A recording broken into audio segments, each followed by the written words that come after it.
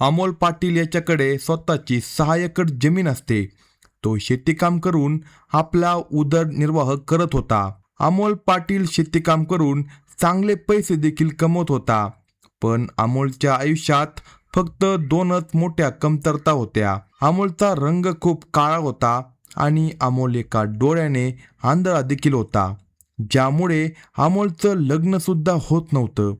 अमोलचं वय जवळपास 26 वर्षाच्या आसपास झालेलं होतं. आता गावातील लोक अमोलला टोमणे मारायला सुरुवात करतात. त्याचे शेजारी त्याला नेहमी एक गोष्ट म्हणायचे की तुझं आयुष्यात कधीच लग्न होणार नाही आणि तू संपूर्ण आयुष्य असाच एकटा घालवणार आहे. फक्त याच गोष्टीमुळे अमोल खूप जास्त त्रासामध्ये राहू लागतो. आता अमोल आपल्या मित्रांसोबत बसून दारू पिणं सुरू करतो आणि बघता बघता काही दिवसातच अमोल खूप मोठा बेवडा बनून जातो. अमोल पाटीलच्या कुटुंबात त्याची एकुलती एक बहीण असते, जिचं नाव सोनाली असतं. सोनालीचं वय देखील जवळपास 21 वर्षाच्या आसपास झालं होतं, पण तिच्या भावाने अजूनपर्यंत तिचं लग्न केलं नव्हतं. आता गावातील लोक अमोलला या गोष्टीवरून टोमणे मारू लागतात की तू तुझ्या बहिणी सोनालीचं लग्न का करत नाही. अमोल फक्त गावकऱ्यांना एकच गोष्ट सांगायचा की सोनाली माझी बहीण आहे आणि मी तिचं लग्न करू किंवा नाही करू तुम्हाला त्याच्याशी काही देणं घेणं नसावं. पण पुढे जाऊन अमोल आपल्या बहिणीसोबत त्याच घरात राहत असताना 3 मोठ्या घटनांना अंजाम देणार होता, ज्याबद्दल कुणी कल्पना देखील केली नव्हती. असाच काळ चालला होता. त्यानंतर एक तारीख येते, 10 एप्रिल 2026. सकाळचे जवळपास 10 वाजलेले असतात. अमोल आज लवकरच आपल्या शेतात निघून जातो आणि शेतात गेल्यानंतर अमोल दारू प्यायला बसतो. अनेक तास तो शेतात बसून दारू पित राहतो. पण दुसरीकडे अमोलची बहीण सोनाली आज घरात पूर्णपणे एकटी असते. सोनाली घरात काम करत असताना त्याच वेळी तिची शेजारीण काकू, जिचं नाव कविता असतं, ती तिच्या घरी येते. घराच्या दरवाजावर टकटक वाजवली जाते. सोनाली घराचा दरवाजा उघडते. सोनाली बघते की तिच्या घरासमोर तिची शेजारीण कविता काकू उभी असते. कविता दिसायला खूप सुंदर महिला असते. कविता एक विधवा स्त्री सुद्धा असते. कविता घरात प्रवेश करताच सोनालीला म्हणते की सोनाली, मला 5,000 रुपयांची खूप गरज आहे. तू मला 5,000 रुपये उधार दे. पुढच्या महिन्यात मी तुला व्याजासकट पैसे परत देईन. पण त्याचवेळी सोनाली आपल्या या शेजारीण कविता काकूला सांगते की पैशांचं सगळं काम माझा भाऊ अमोल पाहतो. माझ्याकडे देण्यासाठी पैसे नाही आणि घरातही पैसे राहत नाही. त्यावेळी कविता सोनालीला म्हणते की तुझ्या भावाकडे भरपूर पैसे असतात, तुझा भाऊ कायम पैसे जवळ ठेवतो. पण सोनाली तिला एकच गोष्ट सांगते, तुम्ही संध्याकाळी माझ्या भावाकडून पैसे घेऊन जा. फक्त या 2-4 गोष्टी बोलल्यानंतर कविता त्या घरातून बाहेर पडते आणि स्वतःच्या घरी निघून जाते. आणि जसा 1 तासाचा वेळ निघून जातो तसं पुन्हा घराच्या दरवाजावर टकटक वाजली जाते. त्यानंतर जेव्हा सोनाली घराचा दरवाजा उघडते तेव्हा ती बघते की तिच्यासमोर तिचा भाऊ अमोल उभा असतो. अमोलने खूप जास्त दारू पिलेली असते. त्यानंतर अमोल घरात प्रवेश करतो आणि आपल्या बहीण सोनालीला म्हणतो, सोनाली, मला तुझ्यासोबत काही महत्त्वाच्या गोष्टी बोलायच्या आहे, तू माझ्यासोबत खोलीत चल. पण सोनाली म्हणते, मला घरातील कामं पूर्ण करायची आहे, माझ्याकडे सध्या इतका वेळ नाही. पण तरीही तिचा भाऊ अमोल पुन्हा तीच गोष्ट सांगतो. तो सोनालीला म्हणतो, तू माझ्यासोबत खोलीत चल, मला तुझ्यासोबत खूप महत्त्वाचं बोलायचंय. पण सोनाली त्याला वारंवार एकच गोष्ट सांगते की मी तुझ्यासोबत तुझ्या खोलीत एकटी येणार नाही. आता जसं या भाऊ बहिणींमध्ये ही सगळी चर्चा सुरू असते, त्याचवेळी शेजारीण काकू कविता पुन्हा त्यांच्या घरी येते आणि जसा अमोलच्या नजरा या कविता काकूच्या सौंदर्यावर आणि तिच्या गोऱ्या शरीरावर पडतात, तसा अमोल तिच्याकडे बघतच राहतो. पण कविता काकू त्याच्या जवळ येते आणि त्याचा हात पकडून त्याला खोलीत घेऊन जाते.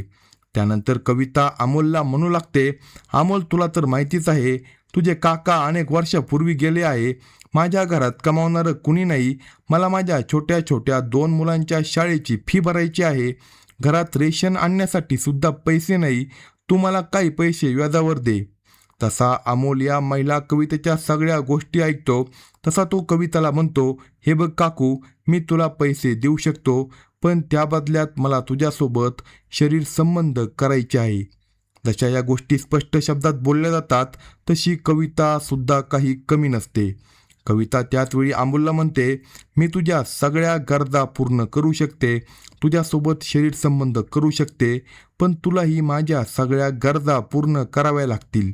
त्यानंतर अमोलसुद्धा तयार होतो आणि अशा प्रकारे कविता आता अमोलला म्हणते, तू मला 5,000 रुपये दे आणि आज रात्री जवळपास 10 वाजता माझ्या घरी ये, मी तुझी प्रत्येक इच्छा पूर्ण करेन.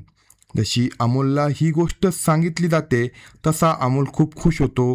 तो त्यावेळी कविता काकूला 5,000 रुपये देतो आणि म्हणतो, मी आज रात्री नक्की तुझ्या घरी येईन.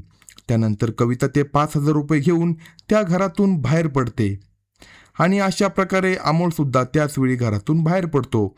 बाहेर पडल्यानंतर तो थेट आपल्या शेतात जातो. शेतात आपल्या मित्रांसोबत बसून दारू प्यायला सुरुवात करतो. बघता बघता संध्याकाळ होते. संध्याकाळ होताच रात्रीचे जवळपास 9 वाजतात. अमोलला तेव्हाच आठवतं की त्याला शेजारीन कविता काकूच्या घरीसुद्धा जायचं आहे. अशा प्रकारे आता अमोल आपल्या शेतातून बाहेर पडतो आणि बघता बघता तो गावात पोहोचतो. तोपर्यंत रात्रीचे जवळपास 10 वाजलेले असतात. त्यानंतर अमोल आपल्या शेजारीन कविता काकूच्या दरवाजावर टकटक करतो आणि त्यानंतर कविता घराचा दरवाजा उघडते. कविता बघते की तिच्या समोर अमोल हा उभा असतो. त्यानंतर अमोलला बघून कविता हसत हसत त्याचा हात पकडते आणि त्याला आपल्या खोलीमध्ये घेऊन जाते. घराचा मुख्य दरवाजा बंद केला जातो. अमोल खोलीत गेल्यानंतर बघतो की कवितेची दोन्ही लहान मुले गाढ झोपलेली असतात. त्यानंतर कविता अमोलला म्हणते, आज पूर्ण रात्र मी तुझ्यासोबत घालवेन, पण तुला मला अजून काही पैसे द्यावे लागतील. अमोल त्याच वेळी आपल्या खिशातून काही पैसे काढतो. तो पैसे तो कवितेला देतो आणि त्यानंतर ते दोघंही आपापल्या संमतीने एकमेकांसोबत कामक्रीडा करू लागतात. दोघेही आपापल्या गरजा पूर्ण करून घेतात आणि जसं त्यांचं हे सगळं संपतं तसा अमोल कवितेला म्हणतो, आता मी कायम तुझ्या घरी येत राहीन. कविता सुद्धा हे ऐकून खूप खुश होते. आता कविता मनात विचार करू लागते की अमोलकडे भरपूर पैसे आहे, त्याच्याकडे चांगली जमीन आहे आणि आता हा अमोल नावाचा मुलगा तिच्या सगळ्या गरजा पूर्ण करत राहील. दुसरीकडे अमोलसुद्धा मनात विचार करू लागतो की त्याचं अजून लग्न झालं नाही आणि आता त्याला लग्न करण्याची काही गरजसुद्धा नाही. तो आपला वेळ या कविता नावाच्या महिलेसोबतच घालवेल. आणि अशा प्रकारे आपलं काम पूर्ण केल्यानंतर अमोल त्या घरातून बाहेर पडतो आणि स्वतःच्या घरी परत येतो. आता तर अमोलचं जेव्हा मन व्हायचं तेव्हा तो घरातून बाहेर पडायचा. दारू पिल्यानंतर तो कविता काकूच्या घरी यायचा आणि कवितेच्या इच्छेने तिच्यासोबत कामक्रीडा करायचा. त्यानंतर कविता त्याच्याकडून काही पैसे घ्यायची आणि मग अमोल त्या घरातून निघून जायचा. अनेक दिवसांचा वेळ निघून गेल्यानंतर एक तारीख येते, 20 एप्रिल 2026ची. सकाळचे जवळपास 10 वाजलेले असतात. सोनाली घरात काम करत असते तर तिचा भाऊ अमोलही घरात बसलेला असतो. तेव्हाच अमोलला दारूची तलप लागते. अमोल त्याच वेळी आपल्या बहीण सोनालीला म्हणतो, सोनाली तू माझ्यासाठी जेवण तयार करून ठेव, मी 1 तासात परत घरी येतो. अशा प्रकारे आता अमोल घरातून बाहेर पडतो. पण मध्येच त्याची भेट त्याचा मित्र विकास सोबत होते. विकासला माहिती असतं की अमोल कायम आपल्याजवळ पैसे ठेवतो आणि विकास नेहमी याच गोष्टीचा फायदा घेत असतो. विकास त्यावेळी अमोलला म्हणतो, चल तुझ्या शेतात जाऊ, तिथे बसून दारू पिऊ. अमोलसुद्धा तयार होतो. त्यानंतर अमोल आणि विकास दोघेही शेतात जातात.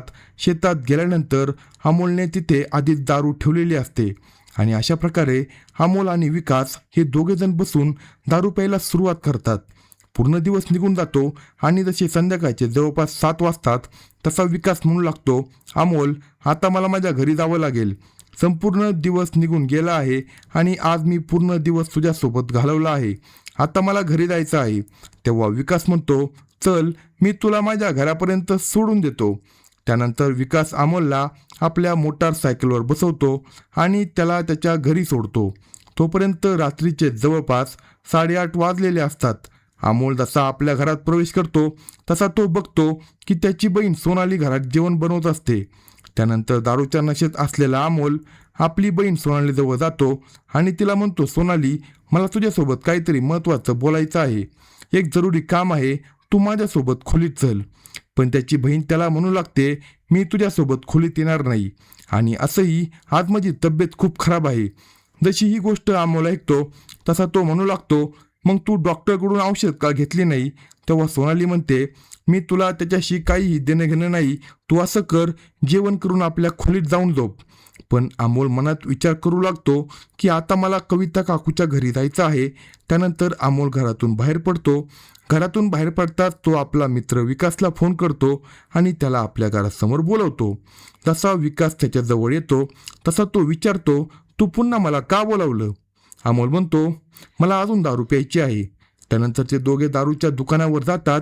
तिथून दारू घेतली जाते आणि दारू घेतल्यानंतर दोघेही बराच वेळ बसून दारू पित राहतात. जेव्हा दोघांनाही जोरदार नशा होते तेव्हा अमोल आपला मित्र विकासला म्हणतो, माझ्या शेजारी एक विधवा काकू राहते. त्या शेजारणीचं नाव कविता आहे. आजकाल मी तिच्यासोबत शरीर संबंध करत असतो. जर तुला सुद्धा तिच्यासोबत वेळ घालवायचा असेल तर तुला आत्ताच माझ्यासोबत तिच्या घरी यावं लागेल. विकास सुद्धा तयार होतो आणि अशा प्रकारे रात्रीचे जवळपास 10:30 ते 11 वाजत असताना अमोल आपला मित्र विकासला घेऊन कविता काकीच्या घरी पोहोचतो. कविताच्या घराच्या दरवाजावर टकटक केली जाते. कविता घराचा मुख्य दरवाजा उघडते आणि त्यानंतर कविता बघते की तिच्या समोर अमोल उभा आहे आणि अमोलसोबत त्याचा मित्र विकास देखील असतो. त्यानंतर कविता त्या दोघांना घरात घेते. घराचा मुख्य दरवाजा बंद केला जातो. तेव्हा अमोल कवितेला म्हणतो, आज माझा मित्रसुद्धा तुझ्यासोबत वेळ घालवण्यासाठी आला आहे. कविता म्हणते, याला सुद्धा पैसे द्यावे लागतील. तेव्हा अमोल म्हणतो, मी तुला अजून जास्त पैसे देईल, तुला याच्यासोबत सुद्धा शरीर संबंध करावे लागेल. आणि अशा प्रकारे कवितेला कसं तरी करून तयार केलं जातं. त्यानंतर कविता त्या दोघा मुलांना घेऊन आपल्या खोलीत जाते आणि त्यानंतर ते तिघेजण मिळून कामक्रीडा पूर्ण करू लागतात. ते दोघंजण संगच कवितेसोबत वेळ घालवतात आणि त्यानंतर ते दोघेजण कवितेला काही पैसे देतात. पैसे दिल्यानंतर रात्रीचे जवळपास 3 वाजतात आणि ते दोघे त्या घरातून बाहेर पडतात. विकास आपल्या घरी निघून जातो. अमोल सुद्धा आपल्या घरी परत येतो आणि अशा प्रकारे आता अमोलची बहीण सोनाली खूप जास्त घाबरलेली राहू लागते. सोनाली मनात विचार करू लागते की तिचा भाऊ दारुडे आहे, तो कधीही काहीही चुकीचं करू शकतो. अशा प्रकारे सोनाली आता आपल्या एका मावशीला फोन करते. त्या मावशीचं नाव आरती असतं. सोनाली आपल्या मावशीला म्हणते, आरती मावशी, आजकाल माझी तब्येत काही ठीक राहत नाही, तू असं कर, 10-15 दिवसांसाठी माझ्याकडे ये. त्यानंतर आरती सोनालीला म्हणते, तू काही काळजी करू नको, मी उद्याच तुझ्या घरी येते. आणि अशा प्रकारे फोन कट केला जातो. पण सोनालीला या गोष्टीची अजिबात कल्पना नव्हती की पुढे जाऊन तिचा भाऊ एक खूप मोठ्या घटनाक्रमाला अंजाम देणार होता. अशा प्रकारे आणखी 2 दिवस निघून जातात आणि एक तारीख येते 28 एप्रिल 2026ची. सकाळचे जवळपास 10 वाजलेले असतात. आरती मावशी आपल्या घरातून बाहेर पडते आणि सोनालीला फोन करते. ती सोनालीला सांगते की 3-4 तासात मी तुझ्या घरी पोहोचेन. त्यानंतर आरती बस पकडते. बसने प्रवास करत 3-4 तासानंतर ती सोनालीच्या घरी पोहोचते. ती सोनालीला भेटते. तिच्यासोबत बराच वेळ बसून गप्पा मारते. सोनाली म्हणते, मावशी, तू माझ्या घरी आली ही खूप चांगली गोष्ट आहे, पण तू येते 10-15 दिवस तरी थांब. त्यावेळी आरती म्हणते, तू काही काळजी करू नको, मी येथे पूर्ण 1 महिना राहणार आहे. आणि अशा प्रकारे सोनालीचं मन शांत होतं. तसे 2 तास निघून जातात आणि संध्याकाळचे जवळपास 7 वाजतात. त्यावेळी सोनालीचा भाऊ अमोल घरी येतो. अमोल बघतो की आज त्याच्या घरात एक खूप सुंदर महिला बसली आहे आणि आरतीच्या सौंदर्याकडे पाहून अमोल खूप खुश होतो. अमोल मनात विचार करू लागतो की आता तर त्याची मावशीच घरात आली आहे आणि आता त्याला कसंही करून तिच्यासोबत शरीर संबंध करायचे होते. त्यानंतर अमोल आपल्या मावशी आरतीसोबत बसून काही वेळ बोलतो आणि बोलणं झाल्यानंतर तो आपल्या खोलीत जाऊन पडतो. अशा प्रकारे आरती मावशी आता स्वयंपाक बनवण्यात व्यस्त होते. अनेक दिवस निघून जातात, पण हा अमोल आता एका खूप मोठ्या घटनेला अंजाम देण्याचा विचार करू लागतो. अशा प्रकारे 2 मे 2026ची तारीख येते. सकाळचे जवळपास 10 वाजलेले असतात. अमोल आपला मित्र विकासला फोन करतो. तो विकासला म्हणतो, मला तुझ्यासोबत शेतात बसायचं आहे आणि आपण दोघे मिळून बराच वेळ दारू पिणार आहोत. विकाससुद्धा आनंदाने त्याच्याकडे येतो. त्यानंतर ते दोघे मित्र शेतात जातात. शेतात बसून ते बराच वेळ दारू पितात आणि जेव्हा दोघांनाही जोरदार नशा होते तेव्हा अमोल आपला मित्र विकासला म्हणतो, विकास, तुला माझ्यासाठी एक काम करावं लागेल. विकास विचारतो, असं कोणतं काम करायचं आहे? अमोल त्याचवेळी विकासला म्हणतो, आज तुला माझ्यासाठी एखादी बेशुद्ध करणाऱ्या औषधाची व्यवस्था करावी लागेल. विकास म्हणतो, तुला त्या औषधाचं नेमकं काय करायचंय? पण त्यावेळी अमोल म्हणतो, त्याबद्दल मी तुला उद्या सांगेन. अशा प्रकारे विकास आपला मित्र अमोलला म्हणतो की मी तुझ्यासाठी नशेच्या गोळ्याची व्यवस्था करतो. त्यानंतर विकास आपल्या मोटारसायकलने गावात येतो आणि आपला मित्र सुनीलला भेटतो. सुनीलचं एक मेडिकलचं दुकान असतं. विकास सुनीलला अनेक पटीने जास्त पैसे देतो आणि त्याच्याकडून बेशुद्ध करणाऱ्या गोळ्या विकत घेतो. अशा प्रकारे विकास त्या गोळ्या घेऊन परत शेतात येतो आणि आपला मित्र अमोलला त्या गोळ्या देतो. अमोल त्या गोळ्या घेऊन खूप खुश होतो. पण विकास पुन्हा अमोलला विचारू लागतो, तू या गोळ्यांचं नेमकं काय करणार आहे? पण अमोल आपला मित्र विकासला काही देखील सांगत नाही. अशा प्रकारे हे दोघेजण मिळून पूर्ण दिवस दारू पितात आणि जेव्हा रात्रीचे जवळपास 7:30 वाजतात तेव्हा अमोल आपला मित्र विकासला म्हणतो, आता मला घरी जावं लागेल. त्यानंतर विकास आणि अमोल दोघे शेतातून बाहेर पडतात आणि आपापल्या घराकडे निघून जातात. अमोल त्यानंतर आपल्या घराच्या दरवाजावर टकटक करतो. अमोलची मावशी आरती दरवाजा उघडते. जशी आरती दरवाजा उघडते तसा अमोल तिच्या सौंदर्याकडे विचित्र नजरेनं पाहू लागतो आणि त्यानंतर तो घरात प्रवेश करतो. अमोल आपल्या मावशी आरतीला म्हणतो, माझ्यासाठी लवकर जेवण बनव. त्यानंतर आरती स्वयंपाक बनवू लागते. थोडा वेळ निघून गेल्यानंतर अमोल आपल्या मावशी आरतीजवळ येतो. तो आरतीला म्हणतो, मला खूप तहान लागली आहे, माझ्यासाठी थोडंसं पाणी आण. त्यानंतर जशी आरती घरात फ्रीजकडे जाते त्याचवेळी अमोल त्या नशेच्या गोळ्या भाजीमध्ये मिसळून टाकतो आणि त्यानंतर त्याचवेळी त्याची मावशीसुद्धा तिथे परत येते. पण आरतीला त्याने गोळ्या टाकलेले अजिबात माहीत नसतं. अमोल पाणी पितो आणि पाणी पिल्यानंतर आपल्या खोलीत जाऊन पडतो. थोड्या वेळानंतर आरती मावशी संपूर्ण कुटुंबासाठी जेवण तयार करते. त्यानंतर अमोल म्हणतो, मला आता भूक नाही, मी जेवण करणार नाही. त्यानंतर आरती मावशी जेवण करते आणि अमोलची बहीण सोनालीसुद्धा जेवण करते. त्या दोघीही जेवण करून एकाच खोलीत जाऊन झोपतात. जवळपास 1 तास निघून गेल्यानंतर आरती आणि सोनालीला गाढ झोप लागते. त्या दोघीही जवळपास बेशुद्ध होतात. त्यानंतर अमोल आपल्या खोलीतून बाहेर येतो आणि त्यांच्या खोलीमध्ये प्रवेश करतो. अमोल बघतो की त्याची मावशी आरती गाढ झोपलेली आहे आणि त्याची बहीण सोनालीसुद्धा गाढ झोपलेली असते. आता अमोल आपल्या मावशी आरतीजवळ जातो आणि तिच्या जवळ जाऊन तिला भोंगळ करून तिच्यासोबत शरीर संबंध करू लागतो. अमोल आपल्या मावशीसोबत चुकीची वागणूक करत राहतो. तो हे सगळं तिच्या बेशुद्ध अवस्थेचा फायदा घेत करत राहतो. जसं अमोलचं मन भरतं तसा तो त्या खोलीतून बाहेर पडतो आणि आपल्या खोलीत जाऊन झोपतो. जशी सकाळ होती तशी सकाळी आरतीची झोप उघडते. आरती बघते की तिच्या अंगावर एकही कपडे नसतात. ती पूर्ण भोंगळ्या अवस्थेत असते. जशी ती स्वतःची अशी अवस्था बघते तशी तिची भीतीने अवस्था खराब होते. तिचे डोळे मोठे होतात. त्यानंतर आरती अनेक वेळा सोनालीला आवाज देते आणि जशी सोनालीची झोप उघडते तशी ती आपल्या मावशीची अशी अवस्था पाहून हादरूनच जाते. आता सोनाली आपल्या मावशी आरतीला म्हणू लागते, मावशी तुझ्यासोबत हे सगळं माझा भाऊ अमोलने केलंय. अमोल असा मुलगा आहे, तो स्त्रीशिवाय राहू शकत नाही. त्यानंतर सोनाली आपल्या मावशीला म्हणते, मावशी तुझ्यासोबत जे चुकीचं झालं त्याचा बदला मला घ्यावाच लागेल. अशा प्रकारे सोनाली त्याचवेळी त्या खोलीतून बाहेर पडते. बाहेर पडल्यानंतर ती थेट स्वयंपाकघरात जाते. स्वयंपाकघरात भाजी कापण्यासाठी एक चाकू ठेवलेला असतो. सोनाली तो चाकू उचलते आणि आपला भाऊ अमोलच्या खोलीत जाते.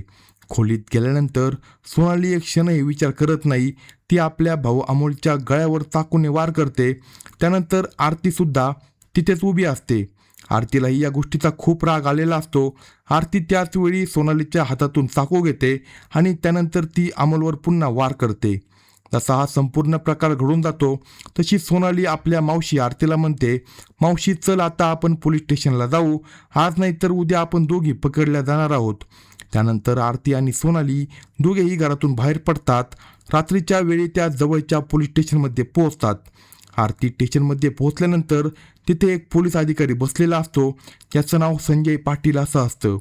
सोनाली त्या पोलीस अधिकाऱ्याला भेटते आणि म्हणते, माझ्या घरात माझा भाऊ अमोलचा मृतदेह पडला आहे, मी त्याला मारला आहे. त्यानंतर पोलीस तिला विचारतात, तू तुझ्या भावाचा खून का केला? तेव्हा सोनाली पोलिसांसमोर संपूर्ण घटना सांगते. ते ऐकून पोलीस सुद्धा हादरून जातात.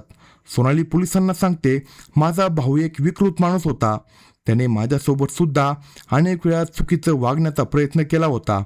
पण आज त्याने माझ्या मावशीसोबत खूप चुकीचं काम केलं आणि याच कारणामुळे मी आणि माझ्या मावशीने मिळून त्याला मारलं.